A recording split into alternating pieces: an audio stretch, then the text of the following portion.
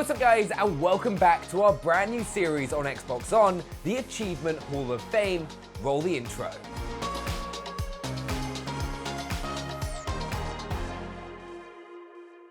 This show is all about celebrating the greatest achievements on Xbox. The Xbox On team will choose their favorite achievements and then you'll decide which will be the winner by voting down in the comments below. In last week's episode, we each made the case for ridiculously long achievements and the voting gave us a clear winner. While there was some support for the hundreds of hours needed for My Kung Fu is Stronger, our first achievement in the Hall of Fame is seriously 3.0 from Gears of War 3. Sounds like all that grind has seriously scarred people for life. Lots of people tell us they're still chasing this one, so best of luck to those brave soldiers. Anyway, for this week's episode, we're taking a look at achievements that made us rage, so let's take a look at the contenders. So my first rage-inducing achievement is called Flapmaster, and it's from Goat Simulator. So you may know it more commonly as Flappy Bird, that used to be on mobiles and all that stuff. And it was really annoying. It's all about tapping to get the little bird through the pipes. And if you hit the pipes, you die. So Goat Simulator did its own version of this with a goat, which you can go play on one of the TVs in the game. So it sounds really simple. It's a really easy mechanic, just literally pressing A to keep your goat, flapping away. But the reason it's so rage-inducing is I don't want to say it's broken, but it's kind of broken. Because you'll press the button and sometimes it responds really slowly to what you do. So you feel like you're on a really good timing and you feel like you got it down and it'll just slow down a bit, it might glitch a little bit and you just hit a pipe. So it's really, really freaking annoying. So personally, my experience with it was doing an episode of World's Hardest Achievements with Benny. And I've never wanted to just punch someone in the face as much as I wanted to punch Benny then. Especially because he was trying to hit the controller out of my hand. It was so annoying. Yes! That's karma! That is karma! So trying to do that achievement with Benny, one of the most rage-inducing experiences of my life. But I also would like to say that since then, I have got the achievement twice. So yeah, go me. So my rage-inducing achievement was one that we actually did in the very first episode of World's Hardest Achievements, and that's Mile High Club in Call of Duty 4. Now, I'm a big Call of Duty fan, which I know guys, I try and squeeze Call of Duty into every list and every video possible, but this one, I remember getting so stressed out because I'd make my way through the bottom layer of the plane, take down the guys up the stairs, and I'd be like, I'm gonna do this, and then somehow would get sprayed through a wall, or I'd be sprinting forward and don't have enough bullets in my gun and don't have time to reload. And you get there, and you finally get to the final door, and you just got to shoot the final guy with the pistol, make the headshot, and you've got the achievement, and then bam! You shoot your own guy, and then you have to do it all over again. And that's why it's rage-inducing, because it's just repetition, and you just feel like you're never gonna get it. My rage-inducing achievement is called All the Trimmings and it's an Overcooked. Now this achievement is really rage-inducing because you have to get 3 stars on every single dish you make. That is really difficult. Not least because, on their own, kitchens are a naturally stressful environment. Gordon Ramsay knows this all too well. But you know what? Gordon Ramsay didn't have to deal with a kitchen set in, space. He didn't have to deal with a kitchen sit on the back of a moving lorry.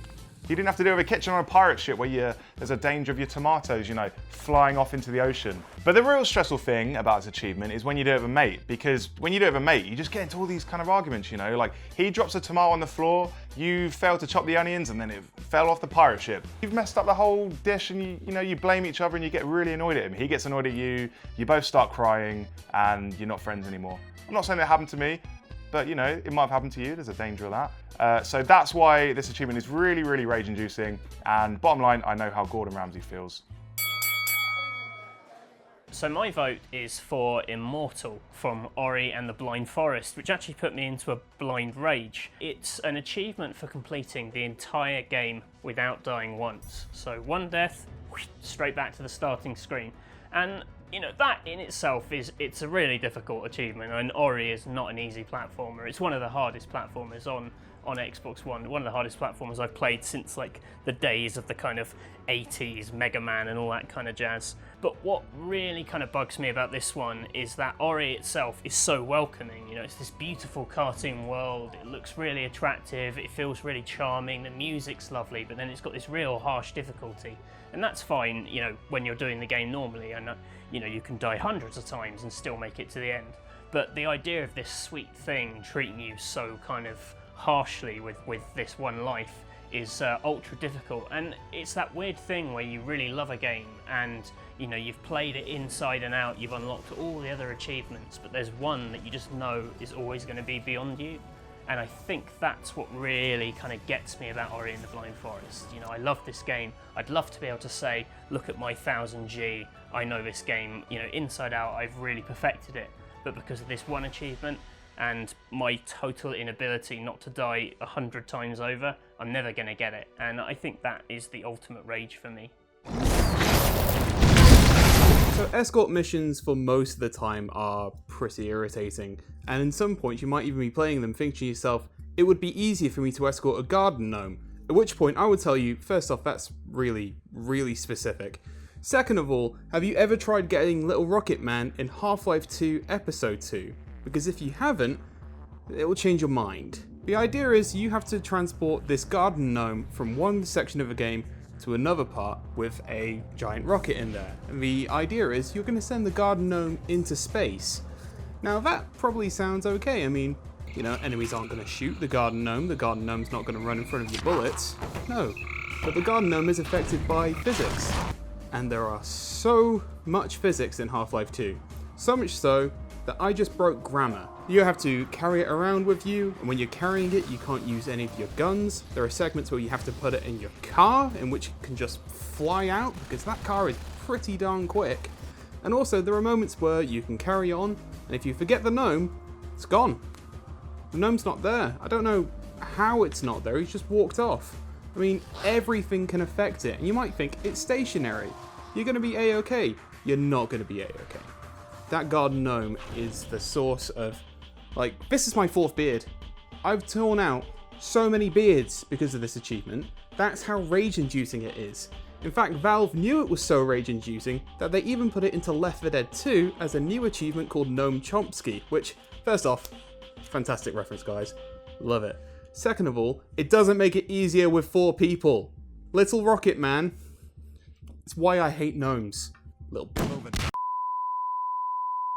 Now, this next achievement has anger management in the title, and if that's not rage-inducing, what else is? Anger management in Trials Fusion is the most frustrating achievement I've ever had in my life. You think it's easy, it starts off, you've got to get your way through the first circle of hell. Seems okay. Second one gets a bit harder. Third one, even harder than that, and then the fourth one, I don't even know what the fourth one's like, I've never actually got there. The smallest of errors will cause you to kind of burn into flames. If you don't go quick enough in certain sections, you burst into flames, and then you might just fall down a gap and die anyway. And for someone that's not the best at Trials Fusion in the world, this made me want to lob my controller out the window, tear my hair out, and without doubt, this is the most rage-inducing achievement in the entire world, because only 50 people have got it. And if that's not rage-inducing, what is? Anger management. Anger. I'm just angry thinking about it. This is all about discipline now. Discipline! So my second rage-inducing achievement is called Boss, and it's from Cuphead. Now, Cuphead alone is probably one of the most frustrating games I've played in the last few years. Like, don't get me wrong, it's an amazing game, but it's hard as nails, and it's so challenging that there's been a few times I've thrown the controller down in rage, and the back's fallen off and the batteries have gone everywhere. So yeah, it's been some dark times. So the achievement called Boss is to get A rank on all of the bosses in the second world. Now, the reason I haven't chosen the third world, which is a little bit harder, is because I haven't managed to get that far. So I wanted to talk from personal experience. I'm sure getting the third world is probably harder, but I struggled like enough with the second world. So let's concentrate on that. So to get the A rank on a boss level, you need to beat the boss in under 2 minutes. You need to have 3 HP left at the end of the battle. You need to do 3 parries and use 6 points of your super meter. So that's hard enough fulfilling all of those criteria with the bosses. if they weren't so freaking difficult as it is. I struggled with actually completing the boss, let alone doing it with like doing the parries and using the super meter and all that. So I was struggling just getting the game finished, let alone doing this amazing A rank. And I put my hand up, I'm not ashamed. Well, I'm a little bit ashamed. I'm rubbish at Cuphead, okay? I'm sorry, I'm really bad. Especially, can we talk about the level with the clown, okay? The clown haunts my dreams. It is my nightmares. It caused me so much rage. I specifically remember rage quitting on that level because I was just so frustrated that I had to give up and probably did a few bad swear words. So, you clown, go to hell.